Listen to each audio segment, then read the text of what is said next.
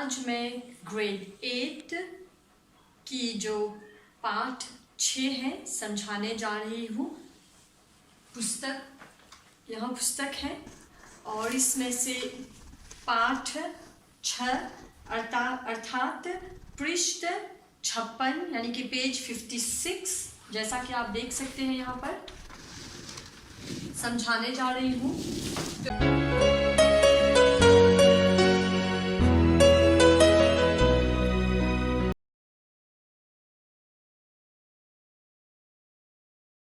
तो इस पाठ का शीर्षक है मेरा प्रिय कवि। अर्थात आप यहाँ पर देख सकते हैं, यहाँ जो चित्र है गोस्वामी तुलसीदास का है। यहाँ का जो मेरा प्रिय कवि है तो यह गोस्वामी तुलसीदास के बारे में है। और प्रिय अर्थात सबसे प्यारा, कवि जो है पोएट जो कविता लिखता है। तो कक्षा या पाठ पढ़ने से पहले, कक्षा शुरू करने से पहले मैं तुलसीदास के बारे में एक दो शब्द कहना चाहूँगी जो पाठ में नहीं है। तो आप सभी छात्रों से मैं यही कहूँगी कि आप सभी जानना चाहते होंगे कि तुलसीदास कौन है। अर्थात तुलसीदास एक कवि है। यहाँ पर आप देख सकते हैं, मैंने पहले से ही लिख लिया है ताकि समय की बचत हो। तो वे भारत के रहने वाले हैं, तो एक भारतीय भक्त कवि है। वे एक समाज सुधारक भी है, सोशल रिफॉर्मर से कहते हैं। वे मुख्यतः राम भक्त हैं। वे जनता के कवि हैं और सभी लोग उन्हें गोस्वामी तुलसीदास के नाम से जानते हैं। तो आप यहाँ प्रश्न पूछ रहे होंगे कि क्यों गोस्वामी तुलसीदास को लिया गया है। यह जो गोस्वामी तुलसीदास है लगभग 500 पूर्व उसका जन्म हुआ है। वे लिख रहे थे भक्ति काल में 1375 से 1700 तक। भारत में जो इतिहास है, साहित्य का जो विभाजन हुआ है, तो उसमें एक काल है जिसे भक्ति काल कहते हैं, 1375 से 1700 तक, अर्थात 1375 से 1700।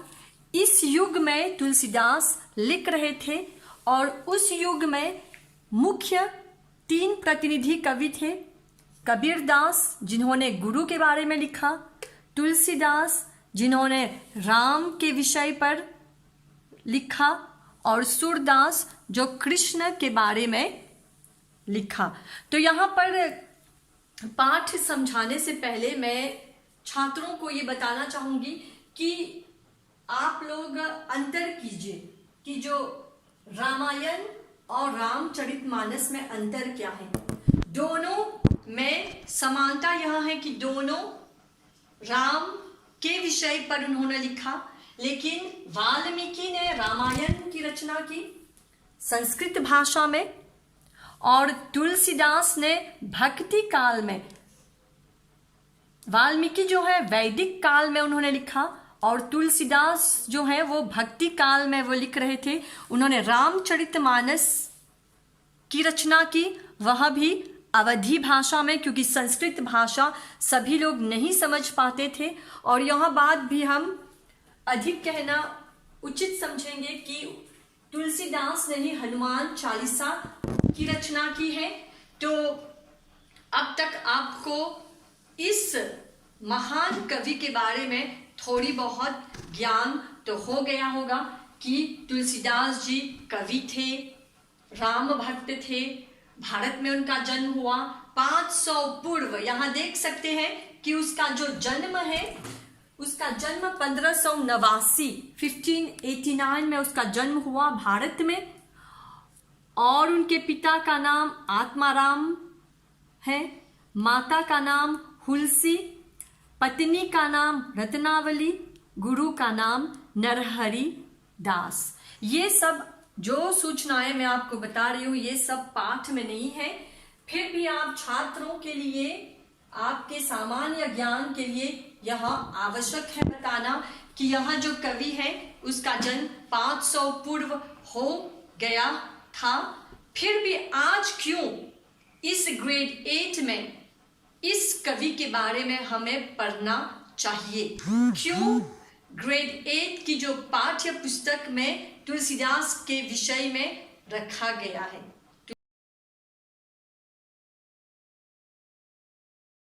तुलसीदास के विषय में बच्चों को अवगत कराने के लिए क्यों यह आवश्यक है आज? तो